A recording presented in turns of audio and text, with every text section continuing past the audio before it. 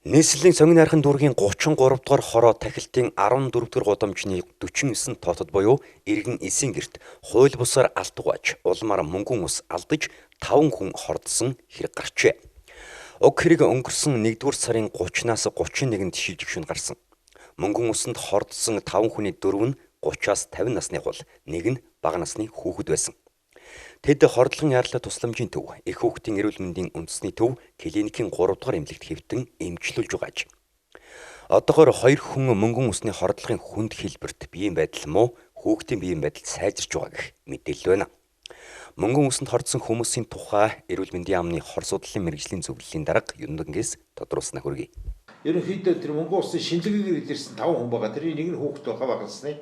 Тэгээд тэр хүүхэд бол их хэлцээний төвд эмчилэгдэж байгаа. Одоогоор бол яг хуу биеийн байдал нь харьцангуйгаар доктортой эмчилгээ чиглэсэн эмчилгээнүүд нь бүгд хийж саарамжуулах эмчилгээ хийж байгаа.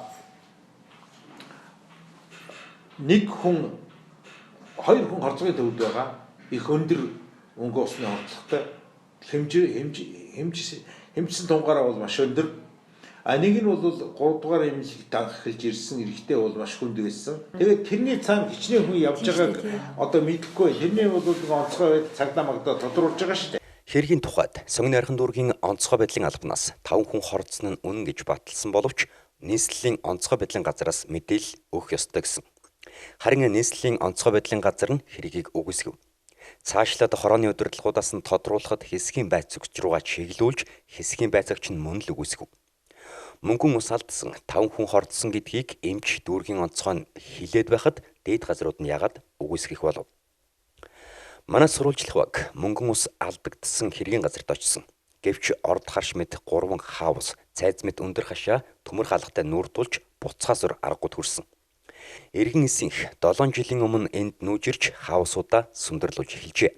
Хөршүүд нь хорооны ажилтан хогны машин гэд ер нь хинэгч хашаанд оруулах бүхэл ойртуулдаггүй айхтрал гэж шивнэж байла.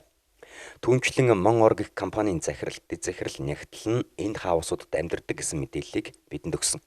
Уг мэдээллийг улсын бүртгэлийн ерөнхий газрын хуулийн этгээдийн бүртгэлийн сангаас нягтлж үзэхэд үнэхээр иргэн эсийн эзэмшилд байдаг бөгөөд барилга угсрал тоног төхөөрөмж нийлүүлэлт чиглэлээр томоохон тендерүүдэд оролцож байсан түүхүүд яриаж байла. Товчхондоо том компани болох нь харагдаж байна.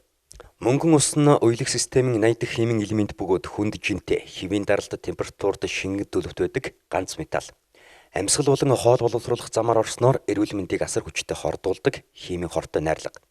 Манай улсад хүчин төгөлдөр үйлчилж буй химийн хуулиар хүн ам олноор суурьшсан газар хортой химийн аюултай бодисоор үйлдвэрлэл үйлчлэгээ явуулахгүй гэж заасан байдаг. Гэвч энэ хууль зөрчигдөж өөрийн болон бусдын эрүүл мэндэд ноцтой занал хэлсэн хэрэг гарч чад байна.